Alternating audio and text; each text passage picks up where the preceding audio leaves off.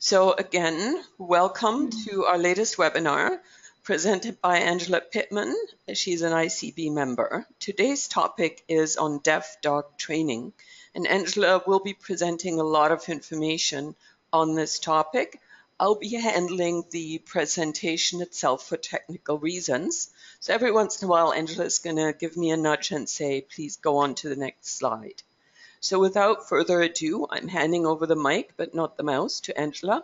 Angela, welcome. Well, hello everybody, and thank you for inviting me to talk about deaf dog training. We'll just come up to there we go, so that tells you a little bit about me. I don't need to go into any detail about that, that's me. So the next slide is just a brief introduction. It's a subject that worries many owners and trainers and breeders. So hopefully by the end of the webinar, I'll have managed to allay many concerns for you all. So again, the next slide now, we're going to come on to how I got started. My first experience of training a deaf dog was in 1993, while my husband and I were based in Cyprus. I was actually approached by a local man who was concerned that his dog, a pointer, was deaf. His vet had advised that he simply just put it to sleep because it'll be of no use to him and it's likely to become aggressive. Thankfully, he decided against this and had heard of my club, so he contacted me. I'd never trained a deaf dog before, and there were no resources on the island, bearing in mind it was 1993, but always open to a challenge. I adapted the hand signals I was already using in traditional training by making them more exaggerated and clearer and built on the owner's posture. He kept his dog, and that was my starting point. So coming on to the next slide, we're coming on to the congenital or acquired. Now for ease, I will go through using the male term throughout and refer to owner or handler. So congenital simply means it's present from birth. This is usually caused by a gene defect and is often associated with pigmentation patterns. A higher percentage of white in the coat with a loss of pigmentation will greatly increase the risk of deafness. You can see on the slide there, there's several different if you like, peculiarities, the coloured boxes, the pseudo-Irish gene, the white spotting gene. I'm not going to go into too much detail about this because basically, once you've got your deaf dog, we don't really need to know why it's deaf, but it is worth keeping this information and researching it for yourself. So the next slide we're going to come on to is the acquired deafness. And again, this simply means that it develops over time. Dogs with acquired deafness are usually born with normal hearing, but it may be lost as the dog ages and can occur in any breed. Trauma to the head may also result in hearing impairment, and certain types of antibodies which are used in the treatment of staphylococcus can cause deafness. Minor ear infections shouldn't be left untreated, as this can also lead to hearing loss, but obviously this can be treated with veterinary intervention. The greatest majority of dogs who go deaf later on in life seem to have very little problem adapting. It's the owner who struggles and becomes very concerned about their quality of life. So coming on to the next slide, is my dog deaf? Right, you may feel that your dog is a heavy sleeper. You may wonder why the dog isn't following the simplest of basic instructions. If they've got their back to you when you instruct, they're not being disobedient, they simply may not have heard you. If your dog doesn't rush to the door if someone rings the doorbell, he may be either completely disinterested, which would be unusual as dogs are by nature a curious species, or he simply hasn't heard the doorbell. Your puppy may mouth harder than his litter mates. This is because he can't hear the squeals from them as they're learning their bite inhibition. He's not being more aggressive as some people would have you believe. You've called them to you to give him his meal or to go out for a toilet break, but they don't respond. All of these are hints that there may be a problem. However, your pup may actually be a heavy sleeper. Some dogs won't follow a basic instruction because they want to know what the reward will be. How often do trainers hear the owners say, if we don't have a treat, they won't do anything? A puppy will seemingly bite harder during play because it gets a fun reaction, and the owner or the children simply become another squeaky toy. Just maybe the puppy doesn't want to come out for more food because the food is left down for them to snack on throughout the day, or he doesn't want to go outside to the toilet because it's raining. So don't immediately panic and jump to the wrong conclusion.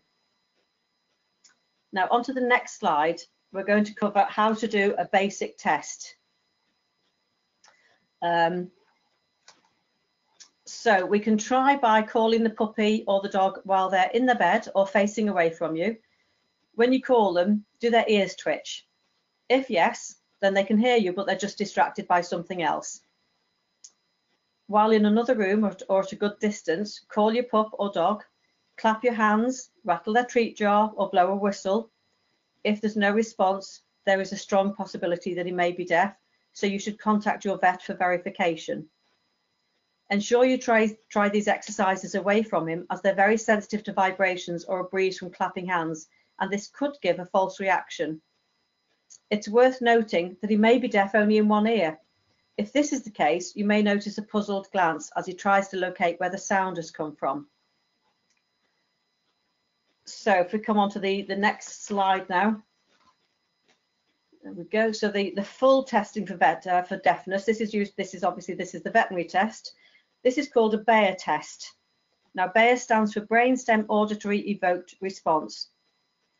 The Bayer test will detect electrical activity in the cochlea and auditory pathways in the brain. It will record a series of peaks from the cochlea to within the brain and is tested by averaging the response to multiple stimuli, clicks, and then filter them from other unrelated electrical activity that's also present on the scalp, such as muscle activity. The response is collected through tiny electrodes placed under the skin of the scalp. There are only actually certain places this can be done. It's not every vet that can do it. They'll send you to a specialist for this. Now, if we come on to the next slide, we're going to deal with the several myths there are regarding deaf dogs. Right, many people will say that they can be aggressive. This isn't true. There is no evidence to show a deaf dog is likely to be more reactive than a dog with no hearing impairment. However, if a hearing impaired dog is not aware you are nearby, perhaps it's asleep, and you touch it to get its attention, then you might startle it, and this may cause an air snap, which can then be misconstrued. Some people think that deaf dogs need sympathy or allowances made for their behaviour. This isn't needed. The dog doesn't know he's deaf, but it can lead to owners or strangers overcompensating and not working on unwanted behaviour. Another common misconception is that all deaf dogs are white or all white dogs are deaf. This isn't true. While I've had many white boxers at the club with no hearing problems, I've also had one red boxer who was born deaf. Over the years, I've helped owners of at least 26 dogs that I can remember to hand, with breeds ranging from Boston Terriers to Bouvier de Flandre. And out of all of those dogs, only one was completely white. Another myth is that deaf dogs can't be let off the lead. Now, however, it is vital with all dogs that a perfect recall is worked on. It's also sensible to master this in a safe and secure area to ensure that you have a good connection with the dogs and to make sure you've kept your recall signal consistent. Some people assume that deaf dogs are going to be quiet. That's a definite no. They can bark and whine as much as any other dog. The only difference that I've noticed or that I've been told about from the clients is that their pitch is different. It's often much more piercing.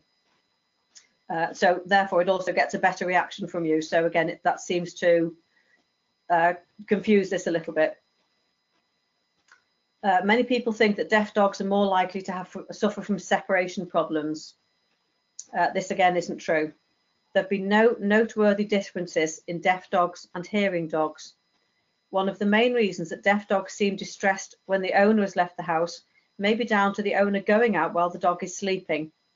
The dog wakens up, goes to find the owner, and getting distressed because they simply seem to have vanished. So as one person put it, it's less about why am I alone, but more about where are you? This can be prevented by getting the dog's attention prior to leaving and giving a clear signal of your departure. And the other one is that deaf dogs can't be trained. This isn't true. Now that we're coming on to, there's 2 slides following in a second. That's just pictures only. We'll leave it on that one for the minute. There are differences in techniques, but once you've worked on focus, they can be trained as well as other dogs. Sometimes better because they're less distracted by other dogs or treat bags rustling in the background. Now in this slide here, you've got the 2 dogs looking to the left.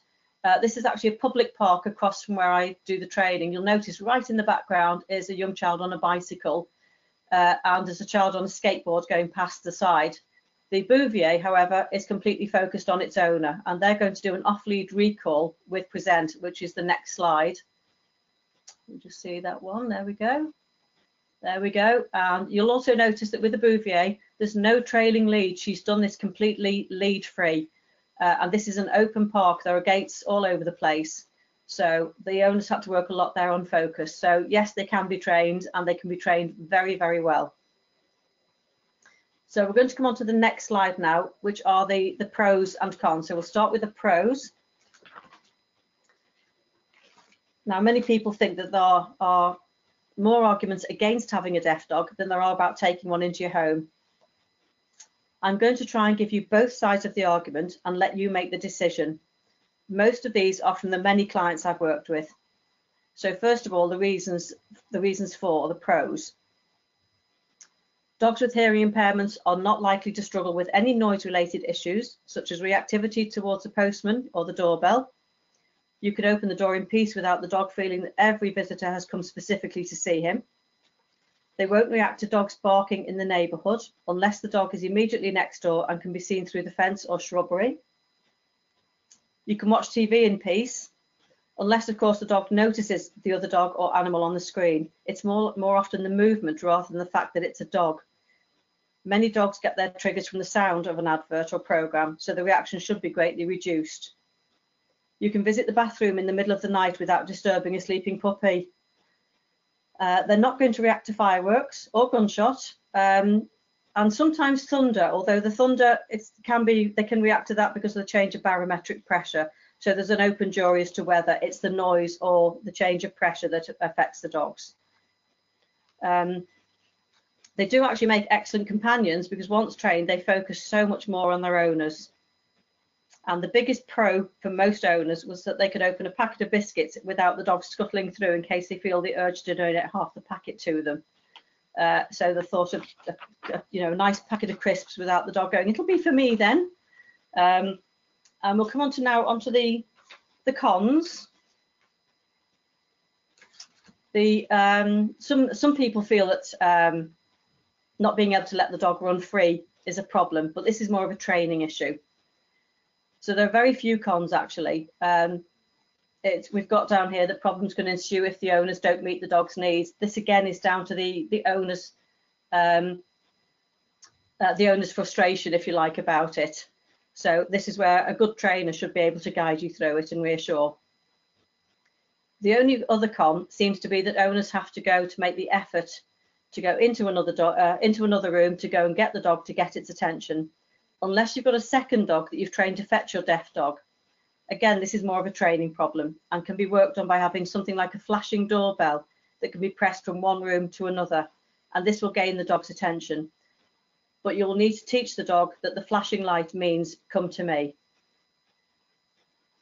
So we're going to move on to the next slide now, and this is going to be communication. There we have fabulous eye contact there. Now, as humans, the majority of the time, we rely on our voice for communication. The rest is done by body language and eye contact and our emotional state. So, what is our emotional state? How many of us remember as a child and having our father, mother, or teacher walk into a room, say nothing, but just look at us? Did we know that we were probably pushing our luck? Very possibly. That communication was done purely by their emotional state. With deaf dogs, our voice is all but useless, although I do still recommend speaking to the dog, as you'll get a faster response than with a deadpan expression. Also, if we don't speak to our dog while using our hand signals, our body posture will remain fairly rigid until we learn to relax. Good communication with your dog will greatly improve the bonding between you both. If you've got a good bond, then you'll have a happy and enthusiastic dog. One of the most important parts of bonding with a deaf dog is eye contact, as you can see on this photo here. You should always reward the dog for eye contact, and you can begin this by a gentle shoulder tap while he's awake, literally the tip of your finger, and not engrossed with something, instantly rewarding him for looking at you. Remember that if he's asleep or heavily focused on something, you may cause him to startle. Never allow a tap to become a prod. He will learn that every tap brings a reward when he looks at you. So we're going to move on to rehomed and older dogs. So we've only got rehomed dogs on the side. That's my error. Now, sadly, many dogs are still put to sleep, sometimes as soon as they found out from puppyhood, which is a waste of a really good life in my personal experience, either in rehoming centres or by their breeders. They can lead just a happy and normal life as any other dog, and without the stresses and strains of noise reactions. So what if you take a dog on from a rehoming centre, or your own dog starts to lose their hearing as they get older? With your own dog, if you've already used hand signals as a matter of course, the gentle transition will be minimal. You may just need to build on getting your dog's attention and recall. It could be easy to think that your 15-year-old well-trained dog has become stubborn in their old age, whereas in fact they're losing their hearing. The mistake we make with our dogs getting older is that we overcompensate. This can confuse them and lead to other problems such as anxiety. Don't treat them any differently than you have done throughout their life. Unless a sudden trauma has caused the hearing loss, you will barely notice the gradual reduction in hearing. I also find that other people, we say to people, no, he's gone deaf, and they then overcompensate. They crowd him, they make a big fuss, and this again will confuse him. So we don't need to tell people he's gone deaf. Doesn't concern other people, quite frankly. If hand signals have never been used previously, then teaching them from the start can actually liven up your pensioner dog. He'll be learning a new skill, and this will really liven him up quite a bit and give him a new challenge. Now, with a rehome dog, especially one that's been in a rehoming centre for several months or even several years, unless he's been kennelled with another dog for the length of his stay, he will have been in virtual solitary confinement, apart from seeing someone once or twice a day for food, cleaning, and hopefully exercise. And for this reason, the move to the new home and having somebody with them almost every day can be confusing and stressful. Although new sounds won't concern them, but a change of routine, people around them all day, and a newfound freedom can make them anxious. And this can happen with any dog, but a dog with the loss of one of its senses can make it harder to adjust. Now, if we come on to the next slide, there's several things we can do that can help with this adjustment. In the next photos here, you can see Cindy, the English Bull Terrier cross Staffordshire Bull Terrier, who was waiting for a new home. She had been in the rescue centre for 6 months. I'm working on her there during a Tellington Touch workshop, or T-Touch, some of you will know it as. You'll notice how she gradually starts to relax with me, even though we'd only met a few seconds after she came into the hole. Now, happily, with the staff at the rescue centre working with her, doing the T-Touch and basic training, she was rehomed within 2 months of the workshop. So if you're not sure what Tellington Touch is, it's a series of touches and strokes which help all animals adjust to new circumstances or recover from injuries, to name just 2 examples of its bonuses. Another thing that can help are flower essences, and these work on the emotional side of a problem. There are other therapies that can work in conjunction with the transition of moving to a new home, and I've added some links at the end of the slides so you can peruse them at your level. So that's Cindy. If we move on to the next slide, so training equipment now.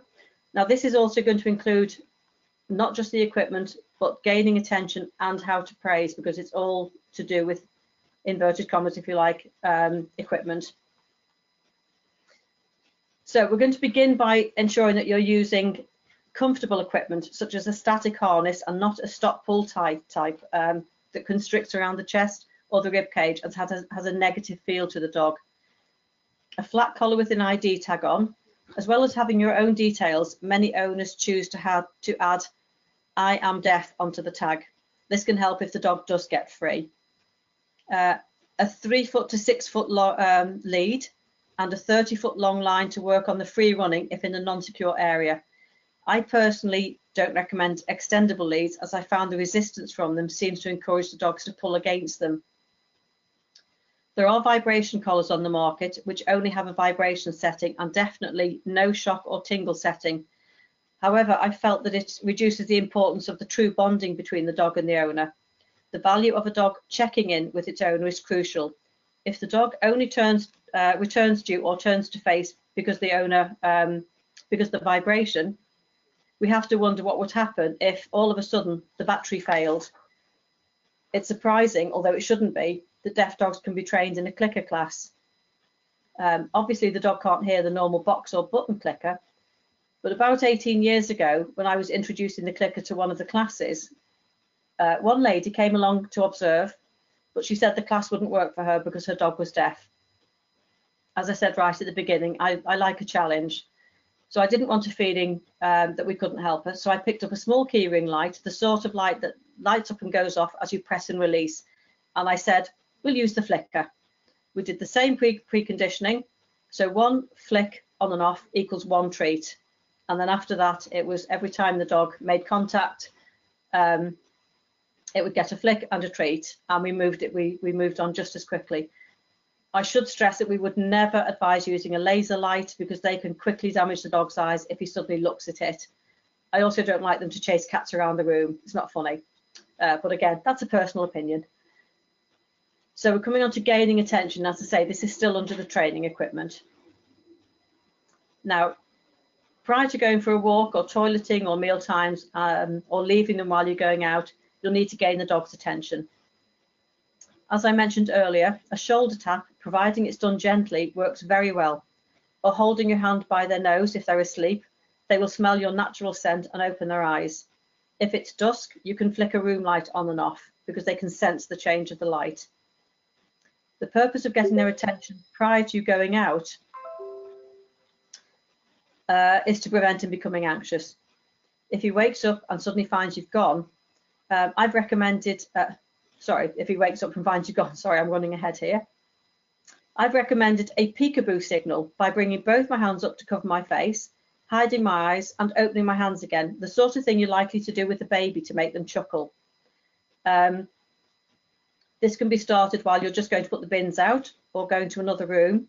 If the dog seems comfortable with this, you can gradually increase the time you're away, but always preceding the leaving with the peekaboo signal. It's a sort of a, here I am, I'm gone again. So that's why I use that signal, the logic behind it. If you want to get the dog's attention while it's on the walk, but focused on something else, you can wiggle the lead. This will lightly tickle the lead and cause him to look round to you. Now, obviously, many people will make up their own signals as they introduce new things to their dogs, very much like the verbal instructions. Each new hand signal should be clear and well defined. And then how to praise, because we're so used to, again, verbally saying, good dog, clever puppy, well done. And if the dog's got its back to us, he's not going to see our facial expression. So graded praise is invaluable for any dog or person. If you simply use dry kibble, they're less likely to want to do anything. While it may work in the calmness of your own home, it will rarely work when outdoors in a training class. So you'll need a selection of fabulous to mundane rewards so you can reward as you feel appropriate. With deaf dogs, as well as food rewards, the hand signals are graded. I partly stolen a friend's idea with this. I've always used a single thumbs up and a happy face for good dog, and a 2 thumbs up and a wide smile for very good dog. But the idea of using 2 wiggly thumbs and a huge beaming grin came from my friend. Her dogs and other deaf dogs I've worked with since have definitely recognised this variation, especially when it's paired with graded food rewards. It's also worth noting that not all rewards need to be food. It can be whatever your dog is most excited about, depending on the situation. So it might be a toy, it might be lots of fuss. It could be then playtime with another dog. So we're going to come on to training now. The first one we're going to keep this young lady and her dog up for a little while I chat about this little bit. So as I said earlier, many breeders, owners and sadly trainers feel that deaf dogs can't be trained. Any trainer stating a deaf dog can't be trained should really go and examine their own limitations, and should most certainly never use harsh techniques on the dog. If anyone here has had a deaf dog, either themselves or in the classes or as a behaviour client, you will be aware of what they're actually capable of. Before going through some of the slides, it's important that the dog is comfortable with you, and that when you're using some of the hand signals and body language with some of the instructions, you'll notice that there are some that require the owner to lean into the dog a little. This should not be done in a way that intimidates the dog. Practice all of the training in your own home at random times. The length of time it takes to drink a cup of coffee or a glass of wine gives you 20 minutes of training time, unless of course you drink your wine very fast. Work on the recall. Anytime he looks at you in the living room, give him a signal to come to you, praise enthusiastically and reward with a treat or favourite toy. And as I mentioned earlier, if you also verbally instruct, your dog will pick up signals from you on your face as he focuses on that a lot more. So this young lady here is Amber and her deaf dog, Asha.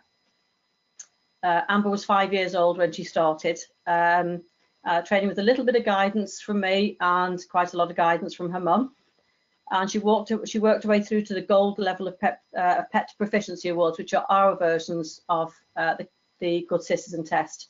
I've only put 2 of the photos up there, but the gold one that we do is outdoors in the public park with the lead off, and the dog has to focus on the owner. And this is all dogs, not just deaf dogs. So we make it quite difficult. Now, the following slides now are going to be the hand signals that are most frequently used. So this is, scarily, this is Amber now and Asha. So the teaching a sit. You can see there, it's just the hand open, open hand flat and brought straight up above the dog's head. She's actually, you can probably just make out there, she's actually holding a treat in a thumb and forefinger. So it just means that the dog is then looking upwards to the hand. So the next one is teaching the down. Now Amber and her mum choose to point to the floor because they use an open hand for other signals. So here the hand is straight to the floor, point to the ground, hand in between the dog's paws to stop the dog creeping forward and going into a stand. Okay, so you've got the close-up and the distant one there. The next signal, the next slide now is the stand. Drawing the hand, palm facing the dog, parallel to the floor, draw it away so it's level with the dog's chest. The purpose of the stand is helpful for drying them off, for grooming and for health checks, which, you know, is a very, we don't want to be mauling the dog about. So teaching a good steady stand is important. The next one now is going to be the wait. Again, we've got the finger pointing upwards. This will all become clear as to why she uses the finger. So finger pointing to the dog, pointing upwards, and this is just the wait. And then she steps back then. So the next slide is for the recall. So it's wait until I call you or until I tell you what to do next. And you can see there Amber is bending over, curling both arms to the body, almost inviting Asha into her. I hope I'm not zooming these too quickly through these for you. So the next one we've got is teaching the leave. There we go. So there's the big open hand. So Asha has taken a bottle. The sweeping hand movement across the dog to the side is the leave it, and Asha leaves the bottle alone then. So there we have the leave it. And the next one is the good dog, which is a single thumbs up. Good dog, well done. Excellent. And then the next one we have very good dog, and you can just see from the side the double thumbs up. The thing with Asha is that she never looks she never looks happy. She's just got markings on her. She always looks as though the whole world owes her a living, bless her. So we've got the double thumbs up there for the good dog, for very good dog, sorry. And then the next one shows the wiggly thumbs up for extremely good dog. So you can see the bent thumbs there. And she can barely contain her excitement, that dog. Okay, so we're going to come on now to another one. And this is the find. So we've lost something. It could be a toy. It could be your mobile phone. So we use a cupped hand like a ball and then open the hand. So it's one and then the other. And we tend, if we're working with a hearing dog, we say go find. So it's always the cupped hands and then the open hands. And then Asha usually goes and has a good look around for whatever it is she's dropped. So the next one is what we call the oops. There we go. Looks a bit angry, that. So again, we've got this sort of dog's misbehaved in some way. Fist made, brought up into the chest, deep into the center of the chest. We've missed a few wordings out there. Again, that's probably my error. Some people use a waggy finger. Some people do a sort of a thump of the fist on the palm of the hand. For various reasons, everybody will have different ones, but whatever they are, they must be consistent. And we put oops rather than bad dog on that. The next one is just a little bit of a fun one. This is just the two of them relaxing. Not too sure which one's enjoying it more there. And then we come on to her mum now doing this, Amber's mum. This is Kerry. So we've got two versions of the jumping up. We've got the ordinary one where Asha is just jumping up at Kerry. So to stop her as she walks towards her, she just stands up straight with both hands up, a bit like a who shot the sheriff sort of thing. The one where she's leaning backwards would be if Asha is running towards her. So she leans back almost with a scared expression, and that seems to stop her in her tracks. So we've got, again, the slightly two versions of the teaching the same thing. The next slide then we've got is the emergency stop. And we've got, you can see there that Asha is in full flow. Kerry takes a running step towards her, big hand signal, big open hand. So this is why we want the difference between the open hand and the pointed finger they were using earlier. So the moving into Asha made her stop at a distance. And there you can see the safe. Now, again, you can either follow that with calling her to you, or you can go to her and collect her, whichever is safest, depending on the situation that you needed to stop her.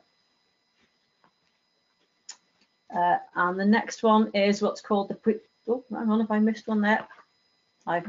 Yep, that's it, the recall. So she's decided to call her to her. So after the emergency stop, happy expression, two wiggly thumbs, call her to her.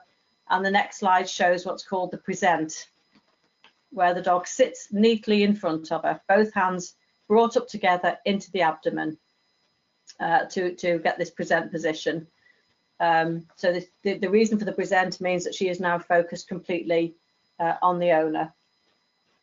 And then the next one is the finish, bringing the dog back to the side so we can recommence heel work, lead work, forward, walking on, whatever. And again, pointed finger to guide the dog around and bring her back to the side, ready to move off again. This reduces any need for manhandling the dog into position. So it's all done by nice, clear hand signals. This is Kerry's second deaf dog, which has actually also helped with some deaf dogs as well. So we've got there the finish, and then we come back onto the next one. We've got Amber again. So a little bit of fun there. We've got the high five where dog's paw touches Amber's paw hand. And I think the next one we've got is, no, that was it, just the high five. So we're going to come on now to, excuse me, what deaf dogs can't do. Basically, you'd be surprised that it can actually hear almost anything. It possibly can't be an assistance dog, a hearing dog for deaf people, and possibly not a guide dog, but there's nothing stopping them doing assistance tasks. So I'll come on to some of the things I've got listed here. Scent work is one of my favourite, because this uses the dog's natural instinct to scent. Hearing loss is no problem. However, if doing scent work lead free, it's imperative that you've got a perfect check-in and recall with your dog to prevent them getting too carried away with enthusiasm.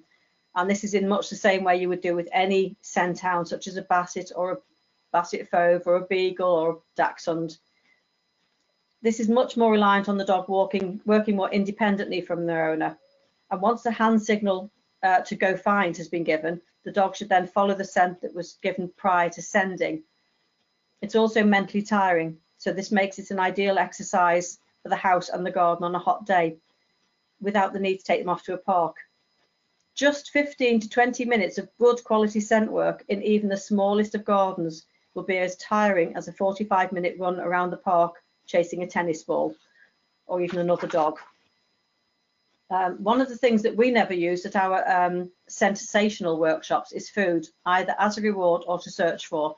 We use toy rewards and more unusual objects to search for with a range of scents.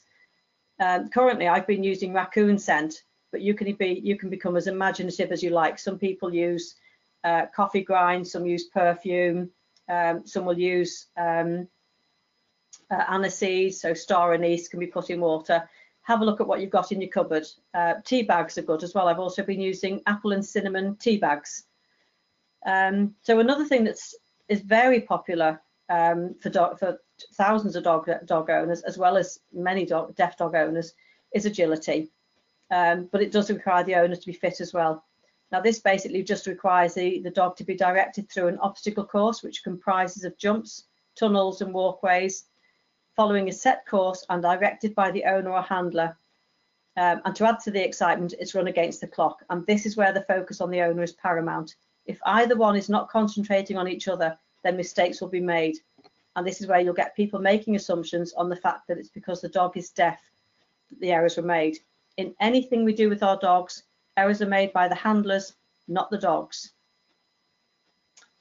So another thing that can be done are assistance tasks or tricks. If you've got a dog that will fetch a toy and give it to you, pull a tuggy rope, push things with their feet or nose, such as doors, or find a toy that's hidden, then you can teach them to be very helpful to you. This doesn't mean they'll qualify as a registered assistance dog, but you never know when you may break a limb or put your back out and you get your dog to pick up something, fetch your mail, not quite make the cup of tea, but they can be incredibly helpful and they enjoy doing this sort of work. You can expand on your hand signals to accommodate these exercises. Fetching a toy can be progressed onto fetching an old wallet or a purse. Tugging a rope toy can move on to opening a door by tugging a rope attached to the door handle. Pushing the door open or closed while you carry something from one room to another. The dog will be just as enthusiastic about learning new things as any other dog, providing the motivation is there. Now, for some ideas, you can go to the YouTube channel, put my name in and Dottie Assisting, so it's Angela Pittman, Dottie Assisting, or just Jessie Useful Dog Tricks. Each of the exercises has been taught in bite-sized pieces and expand to form a whole routine. When you look at some of these clips, you're just going to look at your dog and think, never in a million years. But trust me, they love working. Another one that we saw, another exercise that works very well, the Good Citizen or Pet Proficiency Awards. So as we saw with Amber and Asha at the beginners, these are good manners exercises and tests that will hopefully result in a certificate and rosette done at several levels for you to display proudly at your home.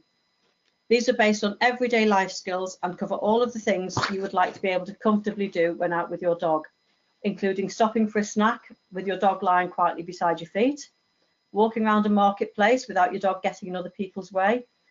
Some clubs offer their own version of tests, while others choose to use the Kennel Club Good Citizen. Your dog can easily work his way through these different levels. Our own, as I said earlier again, our own gold and silver are practiced and tested in a public place with all of the normal day-to-day distractions. So if you see a test offered at your own club or even at a fun dog show, then go for it. There are many other activities that can be open to your dog, such as competitive obedience, heel work to music, fly ball, rally obedience, and even canny cross. So if we come on to the resources now available. Next slide, there we go. So we've got a couple of books there.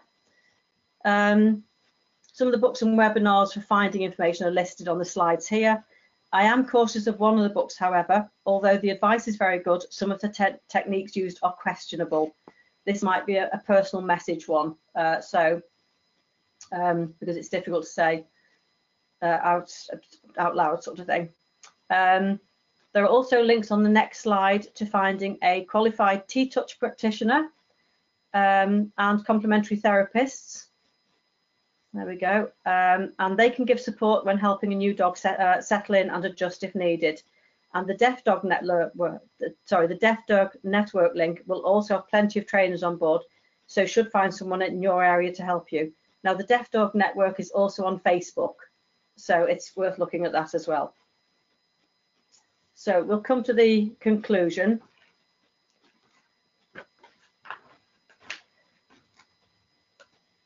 So owning a deaf dog isn't as overwhelming as you might think to start off with. It's not that scary. We've got plenty more resources available than there was when I first started. And there's a lot more trainers now that are able to help you. So hopefully I hope to quell any concerns that you might have regarding taking on, living with or training a deaf dog. It's not as scary as you thought. Now go and enjoy a lovely crunchy packet of biscuits without being pestered by your dog. So if we have any questions, I'm more than happy now to answer any. So anything coming up?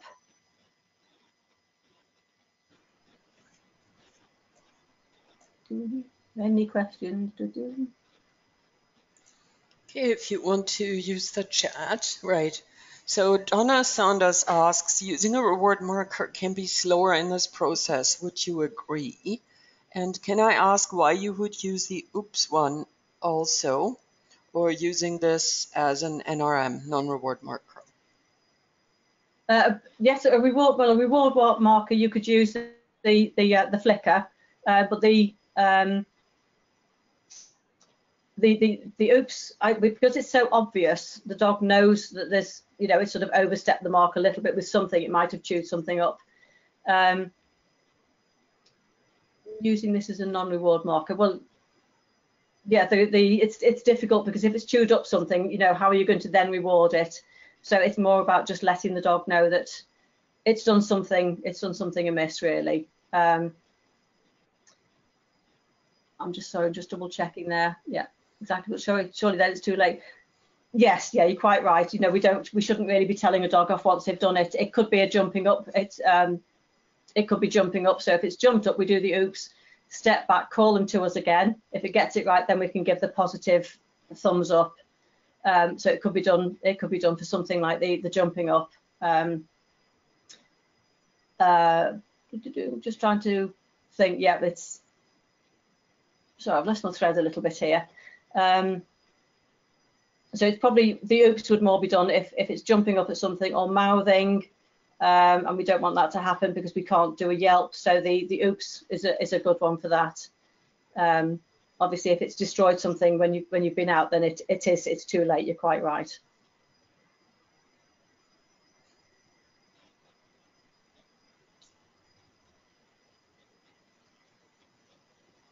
Do you have any more questions? Okay. So Donna would like to know how you found shaping a deaf dog. Does the flicker work best? I find that works incredibly well with it because it is about, it's okay, it's all about you, Donna, that's fine. I find the flicker works incredibly well because it is about the dog focusing on you as well, but they're also focusing on the light. As I said, not a laser light. We've had tremendous success with the flicker with them. And as I say, we've had dogs that have literally gone and done a lot of assistance tasks and fun things. And one lady shaped her dog to get different toys. So she invented, she came on hand signals for different toys. So the ball would be one shape, Teddy would be another. So I think she did a cuddle signal as though you're hugging yourself to find Teddy. So she would then go and for the male, I think she sort of did like a sort of snapping turtle with her thumb and forefinger to go and find the male. So she invented all sorts of signals, and purely by using the flicker and the two wiggly thumbs up at the end. So Donna would like to know if you've tried using the vibrating collar to replace the clicker also. As I said, I'm not really a fan of the vibrating collar because I find it reduces the need for the dog to check in. It would only sort of check in if it felt the collar. Most of the people I've worked with haven't found the vibrating collar to be as helpful because they couldn't get the timing right. So that's probably more owner error rather than dog. But we did, more people went back then to using the flicker rather than the vibrating collar. We would use the vibrating collar more for distant work if need be, or to call it from another room in the house.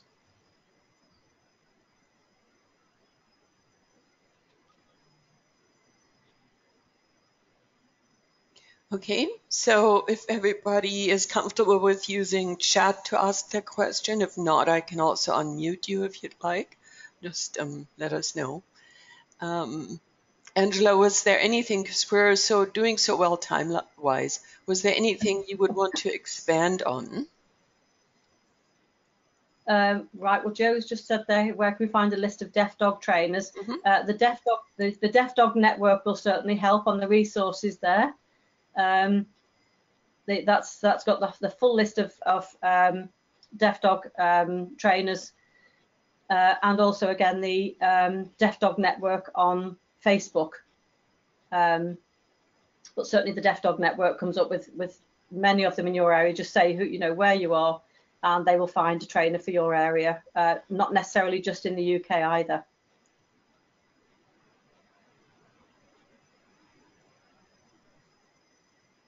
Just seeing if there's anything. Are there any of the hand signals there that people aren't too sure about? As I say, everybody will make up their own hand signals, and as long as everybody in the family uses the same hand signals, so it can't be that that great granny does one thing and dad does something else, and little Amber here does something else. Everybody's got to be consistent. It's very much like a class where people are saying, sit down, get off, do this, and the poor dog's thinking, I have no idea what you want me to do. Oops.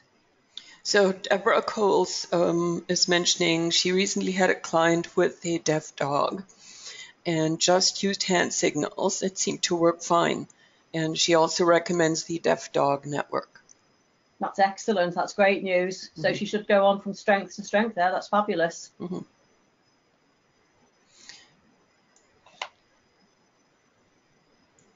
I know you mentioned that the emotional state is very important when training. And do you find people have a lot of problem with that? Do they get maybe frustrated when they train the dog? Yes. And this can actually, I found that if the owner gets frustrated, and again, they start to feel that little knot of anxiety in their own chest. And that does portray down to the dog. And you'll find the dog might turn its head away, and it's not being disobedient. It's one of what Turid called the calming signals. Other people are now calling something else appeasing behaviors and what have you. But the dog is thinking, oh, I don't like the feeling of that. They can pick up this emotional energy from you. So if you get to feel like this, then the best thing to do is simply end it on something very basic, such as I said, go away, have a cup of tea, go and have some chocolate, go and have a glass of wine, come back and try again a little bit later on when you're both feeling a little bit more relaxed about it, because the more frustrated you will get and wound up, the more the dog will get anxious about it and stop offering the right behavior the behavior that you're trying to put in. Okay, thank you. So I'm just going to go on to the last slide so people have your contact information. If they think of any questions, I guess they're free to contact you via email. And I have a note here from Jo that she wrote an article on deaf dogs for Dogs Today magazine, which is in the latest edition. And it's lovely that the networks of support are becoming more widespread. Thank you, Jo. And Deborah Coles is wondering if it's something that we should mention with the APDT. Any of you have questions that were not covered, feel free to email Angela. And we will be providing a link to the recording within approximately 48 hours. Following this webinar. So I'd like to thank you very much for attending today, and we will see you at the next ICB webinar, I'm sure. Thank you very much, and have a good Sunday evening.